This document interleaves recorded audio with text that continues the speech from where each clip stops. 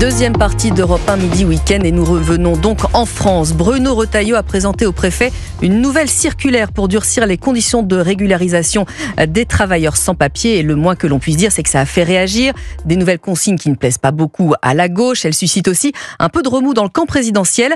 Inquiétude également de représentants de l'hôtellerie-restauration qui craignent une pénurie de main-d'œuvre. Ils demandent donc à être reçus par le ministre de l'Intérieur. Voilà pour les grandes lignes. Bonjour Fabrice Leggeri. Bonjour. Député européen, que pensez-vous de cette circulaire qui fait suite à la circulaire Valls ? Écoutez, je crois que ça montre le laxisme qui prévaut aujourd'hui en France, puisqu'on en est rendu à rappeler qu'il faut appliquer la loi. La circulaire veut un petit peu, je dirais, se montrer plus sévère pour moins régulariser des entrées illégales. Mais ce qu'il faut, du point de vue du Rassemblement national, c'est tout simplement enlever les possibilités de régularisation. Parce que régulariser des clandestins, régulariser des gens qui arrivent illégalement, c'est malgré tout encourager les arrivées illégales, c'est encourager l'emploi de main-d'œuvre clandestine, c'est encourager les ONG qui développent une idéologie pour faire venir le monde entier. Donc c'est un premier pas, bon, ça va dans une bonne direction, mais ce n'est pas suffisamment ferme parce que ça n'a pas valeur de loi.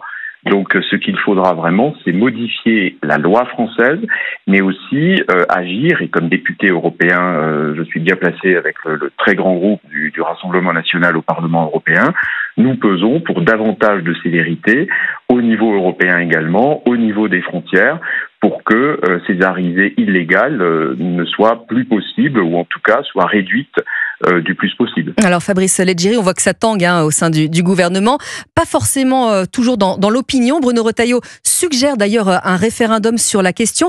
Est-ce que vous voyez Emmanuel Macron franchir le cap ?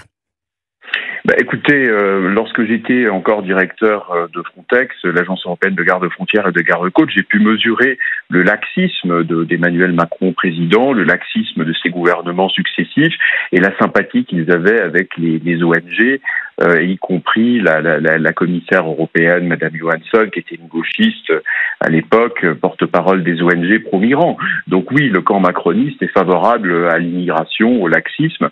Et ce qui est important, c'est comme vous le dites, c'est que les Français, dans les sondages, le peuple français, et je peux vous le dire, je le vois au Parlement européen, les peuples européens en ont assez et demandent de la fermeté aux frontières, aucune complaisance avec l'immigration illégale.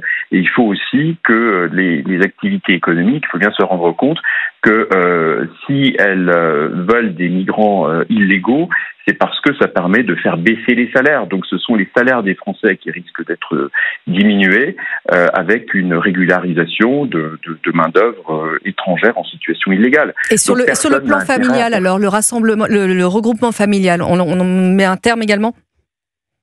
Écoutez, le regroupement familial est quelque chose qui a permis, depuis le milieu des années 70 en France, de faire venir des centaines de milliers de gens chaque année, au motif que vous avez quelqu'un qui arrive, mettons, même en situation illégale, et ensuite, vous avez après la régularisation, vous ouvrez aussi des voies au regroupement familial. Donc je pense qu'il faut une politique de fermeté, et il faut, si on a vraiment besoin, dans certains secteurs bien identifiés, d'une main-d'œuvre étrangère, il faut être clair que c'est une main-d'œuvre économique de travail, mais c'est pas une main-d'œuvre, c'est pas une population de peuplement, enfin c'est pas une immigration de peuplement et de guichet social, parce que tous ces regroupements familiaux, toutes ces régularisations, à la fin, ça pèse aussi sur nos budgets sociaux. Or quand même, je crois que les Français sont bien conscients que nous sommes en déficit de l'État, du budget de l'État, des déficits des politiques sociales.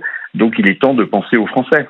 Et budget qui doit être voté d'ailleurs la semaine prochaine. Merci Fabrice Leggeri, député européen du Rassemblement national.